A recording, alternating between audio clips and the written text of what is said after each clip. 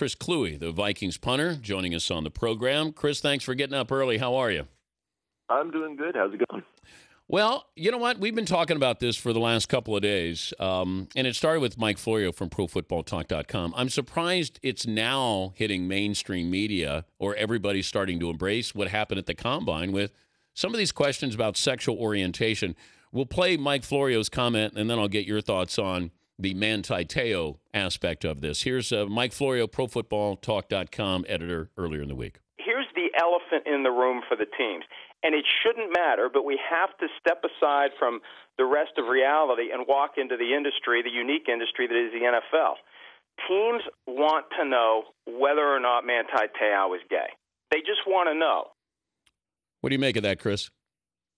Well, I don't think it's the right move to make. Teams shouldn't be doing that just because under labor laws, you're not allowed to ask that question pretty much in almost every state. The thing is I can understand why teams are asking it because they have this almost pathological need to know as much information as possible about players because they're going to be making a relatively large investment in that player. And anything, that is surrounding that player can come back to the team. So while I know that teams want to know that information, I don't think they should be allowed to ask that because they're in a very unique position in that the players are very vulnerable at that time because they need the team for a job. Can you get around that? Can you find out what you want to find out without asking those questions?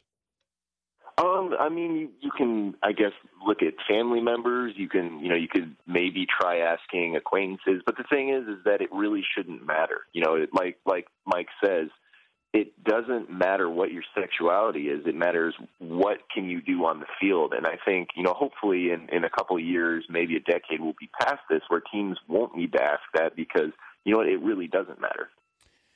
Is somebody more likely or less likely to come out as far as an athlete after what has transpired this past couple of days with the NFL? I honestly don't know. I think it probably has made maybe someone who is on the verge of coming out maybe question if that's a good idea just because, they don't know how the teams are going to react. If they're that eager for information on people at the Combine, what are they going to do about a player who may actually already be in the locker room? But on the other hand, they may see it as a sign that, maybe the teams are asking in terms of endorsement opportunities or, hey, how are we going to craft a media strategy around this? So, until someone actually does come out, I don't think we can ever know the answer to that question. Homophobia in the locker room. How strong is it?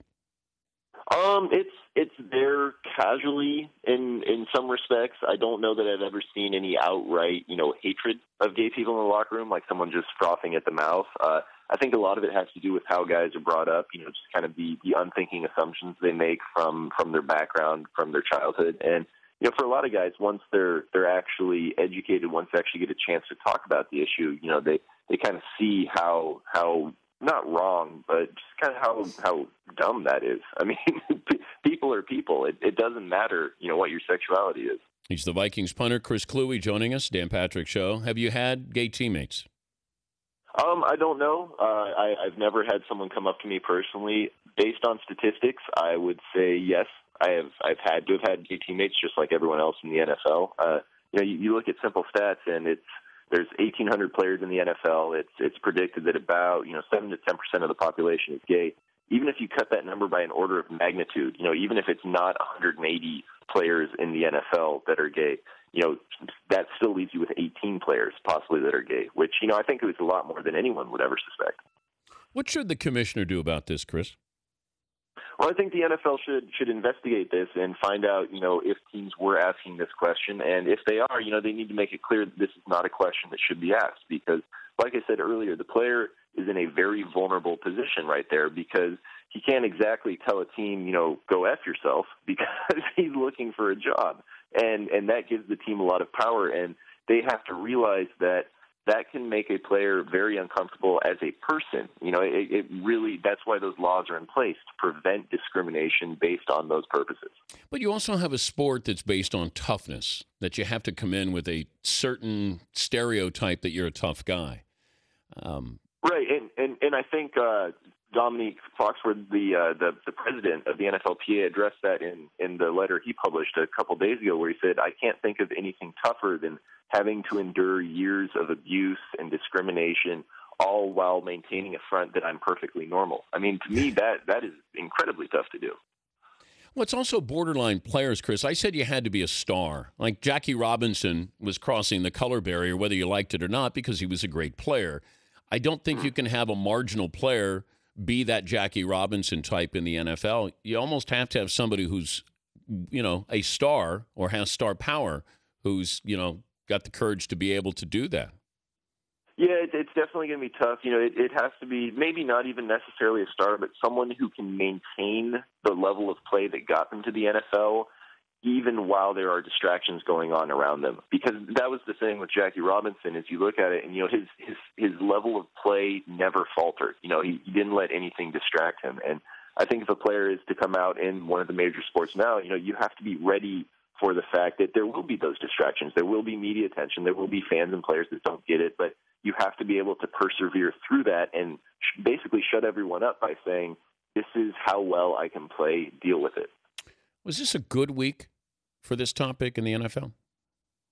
I think it is, because it gives people a chance to talk about it. It brings the subject up, and maybe it allows people to have that conversation who may otherwise not have had that conversation. And really, that's the whole concept behind getting this topic out there. Is 10 years ago, 15 years ago, we wouldn't have been talking about this on the radio. This would have been, in the parlance of the times, it would have been shoved into the closet. And so the fact that now we're able to talk about this means that we are making progress, we are making steps, and hopefully in 10 years, 5 years from now, we won't have to talk about it because it won't even be an issue. Do you get feedback from teammates that don't like you talking about this or being an advocate for gay rights?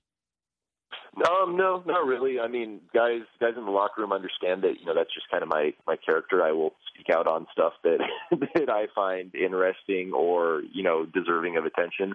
I've had guys come up to me and say, we don't agree with your stance on gay marriage, but, we appreciate you standing up for Brendan. I've had guys come up to me and say, we think you did the right thing with all of it. And, it's dependent on personality and how they choose to address it. And I'm always happy to have a conversation with someone about, hey, this is why I think it's the right thing. And it'll always be respectful. I'll always respect your point of view. But at the same time, I'm going to ask you to bring facts and logic to back up your point of view, because that is how we argue. That is how we decide things. Good to visit with you, Chris. We appreciate you coming on. Yeah, no problem. Thank you for having me on. All right, Chris Kluwe, Vikings punter.